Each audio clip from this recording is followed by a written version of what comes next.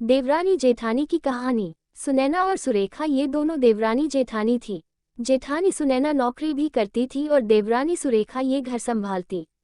उनका परिवार बहुत बड़ा था। सास ससुर और उन दोनों के बच्चे कुल मिलाकर 10 लोग घर में रहते और अब बहुत साल बाद उनकी बुआ सास अपने भाई के घर रहने आई थी। सुबह उठने के बाद बुआ सास ने देखा कि सुनैना फटाफट अपने काम कर रही थी। सुरेखा ने नाश्ता बनाया और वह नाश्ता सुनैना ने सबको परोसा। उसके बाद सुनैना ने अपना टिफिन पैक किया और वह काम पर निकल गई।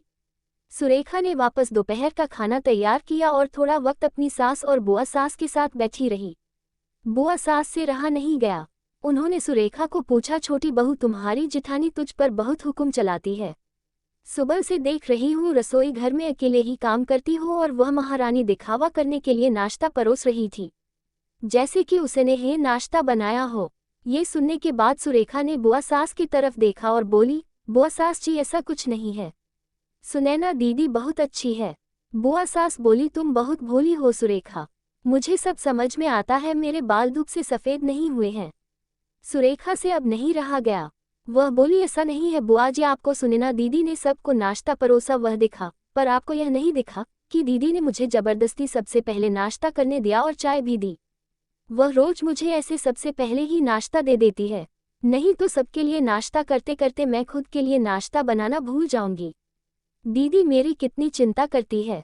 दीदी सुबह जल्दी उठकर मंदिर साफ करती है, फूल सजा कर रखती है और मुझे उनके 1 घंटे बाद उठने के लिए कहती है।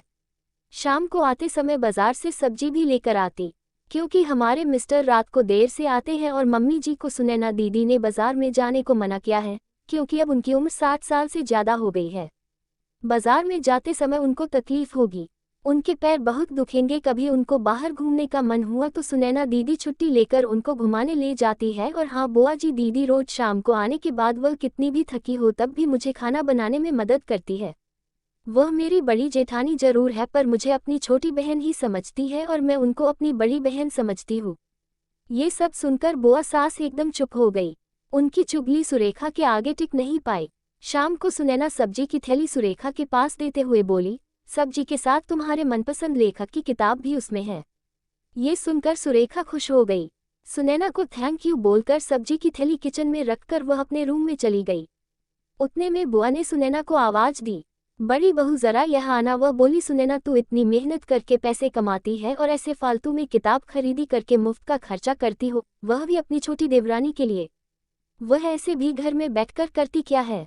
तुम दिन भर मेहनत करती हो और वह घर में आराम करती है। इस पर सुनैना हंसकर बोली, क्या बुआ जी आराम? और सुरेखा, उसे तो कहने पर भी वह आराम करती नहीं। सुबह उठकर बेचारी काम करती रहती है, सबका मनपसंद खाना, मेरे और उसके मिलाकर 4 बच्चों का टिफिन सब वही तो करती है और तब भी उसके चेहरे पर हमेशा आनंद दिखता है। सुबह की चाय पीने के लिए उसके पास वक्त नहीं रहता।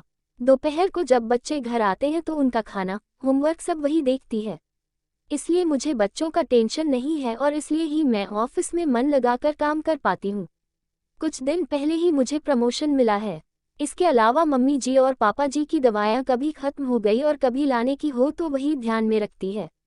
घर में कोई मेहमान आए तो उनकी मेहमान नवाजी भी वो वही करती है। बुआ जी, घर और बच्चे संभालना छोटी बात नहीं है। इतना सब सुनकर बुआ जी उनकी तो बोलती ही बंद हो गई। सुनैना कभी कोई शिकायत नहीं करती है, वह सब काम कर लेती है। वह सिर्फ पढ़ना पसंद करती है। फिर मैं मेरी छोटी बहन के लिए इतना नहीं कर सकती। मैं नहीं करूंगी तो फिर कौन करेगा?